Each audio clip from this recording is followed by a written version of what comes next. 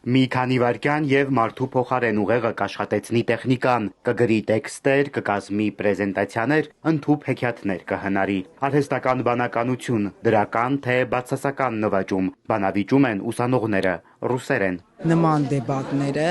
երկակի կարևորություն ունեն ուսանողության շրջանում, կոնկրետ այսօր արհեստական բանականության մասին պետք է խոսեն ուսանողները, բայց նաև կարևոր այն է, որ բարելավում է իրենց ռուսաց լեզվի իմացությունը, այսինքն նրանք խոսում են մասնագիտության մասին ռուսերեն լեզվով, ինչը շատ կարևոր է եւ ես կարծում եմ, որ այստեղ մրցում են ոչ միայն մասնագիտական առումով, ոչ միայն նորից կբացահայտեն իրենց գիտելիքները արհեստական բանականության աշխարհում, այլ նաև ռուսաց լեզվի աշխարհում։ Բժշկական համալսարանում բանավեճեր, ինտելեկտուալ խաղեր կազմակերպվում են պարբերաբար։ Այս տեսակ միջոցառումները բավական արդյունավետ են եւ օգնում են զարգացնել խոսքը, հաղորդակցությունը։ Արհեստական բանականության ու դրա գործիքների մասին ով ավելի շատ գիտելիք ունի, ստուգատեսին մասնակցում է ավելի քան 20 ուսանող, 4 բուհից՝ պոլիտեխնիկական, հայ-ռուսական, բժշկական համալսարաններից եւ Լոմոնոսովի անվան Մոսկվայի համալսարանի մասնաճյուղից։ Համացանցից ենք վերցնում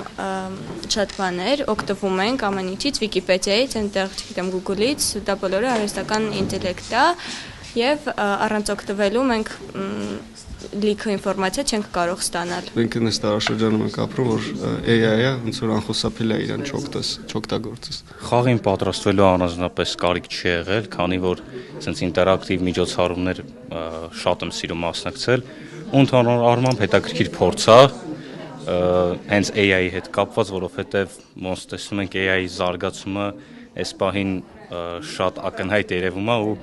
կարևոր է նմանատիպ ինտերակտիվ միջոցառումներում մասնակցություն ունենալ։ Միջոցառումը կազմակերպել է Երևանում ռուսական տունը։ Ռոստոտրուդնիչեստվոյում կարևորում են, որ հռետորական ու բանավեճի արվեստից զատ ուսանողները լավ տիրապետեն նաև ռուսաց լեզվին։ Во-первых, это, конечно, возможность говорить по-русски, да, всем. Սա առաջին հերթին լավ հնարավորություն է խոսել եւ հաղորդակցվել ռուսերեն։ Այստեղ ներկա ուսանողները ճիշտ է ռուսաց լեզու լավ գիտեն, բայց սա առիթ է հասկանալու թե երիտասարդներն ինչպես են կիրառում ռուսերենը, գիտական թեմաներով խոսելիս եւ բանավիճելիս։ Արհեստական բանականության գործիքները լայնորեն կիրառող երիտասարդների օտար լեզվի իմացությունը զարմացնում ու գոհացնում է ժյուրիի անդամներին։ Բանավեճում հաղթում են պոլիտեխնիկական եւ հայ-ռուսական համալսարանների թիմերը։